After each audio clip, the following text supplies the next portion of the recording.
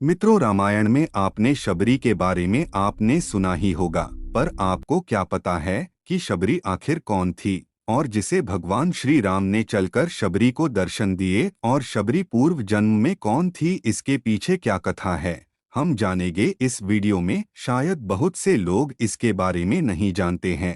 शबर जाति भील जाति में ही होती है और शबरी भील कन्या थी, भील जिसको शबरी भी कहा जाता है। इस वीडियो में हम आपको शबरी की कथा बताएंगे।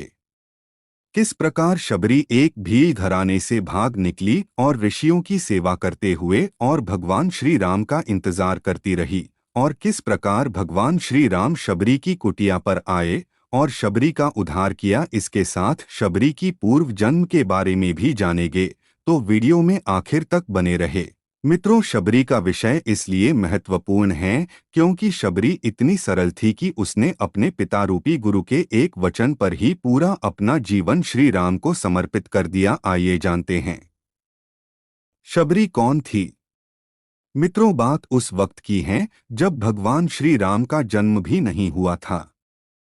वही भील जाति के एक कबीले में जिसके राजा और मुखिया अज थे। राजा अज के घर में एक कन्या का जन्म हुआ जिसका नाम श्रमना था। श्रमना शबरी का ही दूसरा नाम है और शबरी की माता का नाम इंदुमती था। शबरी की जाति शबर थी। शबरी को बचपन में पक्षियों से अलौकिक बातें किया करती थी। साधु संतों से वह बहुत ही खुश रहती थी, जो सभी के लिए आश्चर्य का विषय बना हुआ था। धीरे धीरे शबरी बड़ी हुई, लेकिन उसकी कुछ हरकतें राजा अज और इंदुमती की समझ से परे थी। समय रहते शबरी के बारे में उसके माता पिता ने किसी ब्राह्मण से पूछा कि वह वैराग्य की बातें करती हैं। ब्राह्मण ने सलाह दी कि इसका विवाह करवा दो। राजा अज और भीलरानी इंदुमती ने शबरी के विवाह की तैयारियां शुरू कर दी और इस विवाह के लिए एक बाड़े में पशु पक्षियों को जमा कर दिए। फिर जब माँ इंदुमती शबरी के बाल बना रही थी तो शबरी ने पूछा कि माँ, हमारे बाड़े में इतने पशु पक्षी क्यों हैं? तब इंदुमती बताती हैं, ये तुम्हारे विवाह की दावत के लिए हैं। तुम्हारे विवाह के दिन इन पशु पक्षियों का विशाल भोज तैयार किया जाएगा। यह सुनते ही श्रमना को यह बात कुछ ठीक नहीं लगी और अपनी माँ से बोली, मेरे विवाह के लिए इतने जीवों का बलिदान नहीं देने दूंगी। अगर विवाह के लिए इतने जीवों की बलि दी जाएगी तो मैं विवाह ही नहीं करूंगी। और श्रमणा ने रात्रि में सभी पशु पक्षियों को आजाद कर दिया। जब श्रमणा बाड़े के दरवाजे को खोल रही थी तभी उसको किसी ने देख लिया। इस बात से शबरी डर गई और शबरी वहां से भाग निकली। श्रमणा भागते भागते ऋषिमुख पर्वत पर पहुंच गई, जहां पर बहुत से ऋषि मुनि रहते थे। शबरी को इस बात का अनुमान नहीं था कि वह निचली जाति की हैं और कोई भी ऋषि उसको अपने आश्रम में स्थान नहीं देंगे। इसके बावजूद शबरी छुपते हुए कुछ दिनों तक वहां रहने लगी, जब तक वह पकड़ी नहीं गई। वह रोज सवेरे ऋषियों के आश्रम के बाहर सफाई और आने वाले पत्तों को साफ कर देती थी और ऋषियों के हवन लिए सूखी लकड़ियों का बंदोबस्त भी कर देती थी। बड़े ही भाव से शबरी चुपके से लकड़ियों को ऋषियों के हवन कुंड के पास रख देती थी। कुछ दिनों तक ऋषि समझ नहीं पाए कि कौन है जो उनके सारे नित्य के काम निपटा रहा है। कहीं कोई माया तो नहीं है।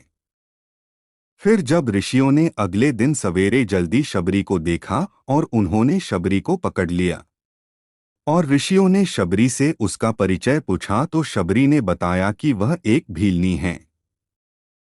ऋषियों ने भीलनी को नीच जाति का बताकर उसको ताड़ने और गुस्सा करने लगे। तभी उसी समूह से एक ऋषि जिनका नाम ऋषि मतंग ने शबरी को उन ऋषियों से बचाया और उसको अपनी बेटी कहकर उसको एक कुटिया में शरण दी और सेवा करने को कहा। समय बीतता गया। कुछ सालों बाद मतंग ऋषि बूढ़े हो गए और एक दिन मतंग ऋषि ने यह घोषणा की, अब मैं अपनी देह छोड़ना चाहता हूँ। तब शबरी ने मतंग ऋषि से कहा कि एक पिता को मैं वहां पर छोड़कर आई और आज आप भी मुझे छोड़कर जा रहे हैं। अब मेरा कौन ख्याल रखेगा? मतंग ऋषि ने कहा, बेटी, तुम्हारा ख्याल अब श्री राम रखेंगे।